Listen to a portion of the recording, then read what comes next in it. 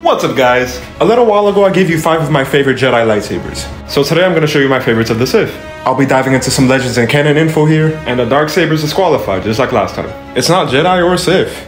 It is so cool though. But without further ado, let's get into it. Up first we got Darth Maul's double-bladed lightsaber. You may recognize this lightsaber as the one that put an end to Qui-Gon Jinn. Say what you want about the prequels, that fight was cool. Now Darth Maul got the design for this lightsaber from a holocron that belonged to Darth Sidious. Holocrons are these little boxes that the Sith or Jedi would use to store information. Now in Legends, we get a little deeper. When he was sent to assassinate a Jedi Master, he found he couldn't beat him in combat. So to catch his opponent by surprise, he decided to make a second lightsaber, make 4 kyber crystals, connect them, and out came the staff. And when he went out for round 2, he got the result he wanted. When Darth Sidious saw it, he was impressed, and he even told Darth Maul he should name it so it would have great tales. But he didn't do that because he thought the lightsaber was just what he was, an instrument of murder. God damn, that shit is cool. Now the reason I really like this lightsaber is not really because of the looks. It's the same reason I like Cal Kestis' lightsaber. It's the options it gives you in battle. Maul made this because he thought he was limited with one lightsaber, and this is the perfect remedy. If his staff is split down the middle, he still has 2 working lightsabers, and if one of them is destroyed, he's still in the fight. There's a reason the Inquisitors have this thing, and make it spin. Next up we got Darth Bane's lightsaber. Darth Bane is from the Legends universe, and he didn't actually make this lightsaber. His master Darth Kasim gave it to him, who had taken it from his master by killing him.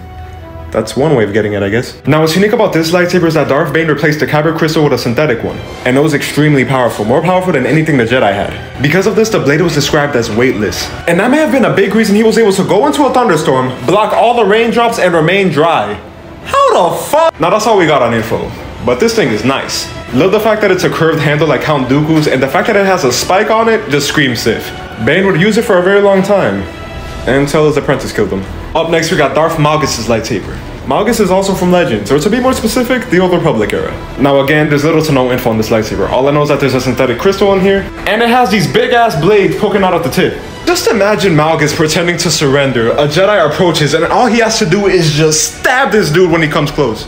Forget a hidden blade, this is the way to go. The perfect weapon for a guy who looks like he'd break your neck for breathing around him. Up next we got Darth Talon's lightsaber, another character from Legends. We're gonna get to a canon one, just sit tight.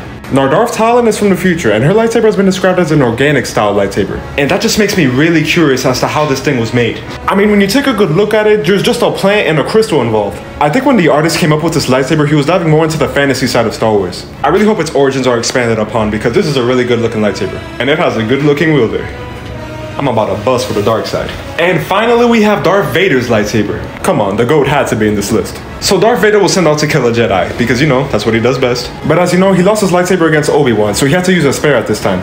So he beat the Jedi, took his lightsaber, and he bled the green crystal. Bleeding a kyber crystal is what happens when you pour all your dark emotions into a crystal and make it bend to your will, turning it from one color to red. So Vader got his same color and modified the handle. Now that's the canon creation. Legends is a little different. Now in Legends, Vader's lightsaber was actually Darth Sidious' second lightsaber, but he didn't want to use it because he thought the model was too old, so he wanted something a little more his style.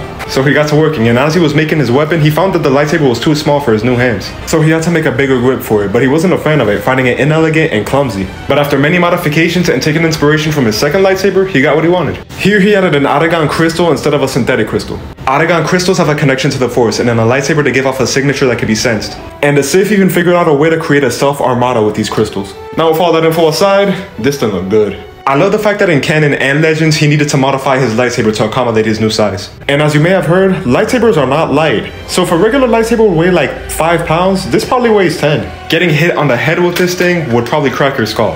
I also love that Vader can adjust the length of his lightsaber. It would be so demoralizing fighting this dude. You can't beat me, Vader! I have the longer lightsaber! No, I have the longer lightsaber.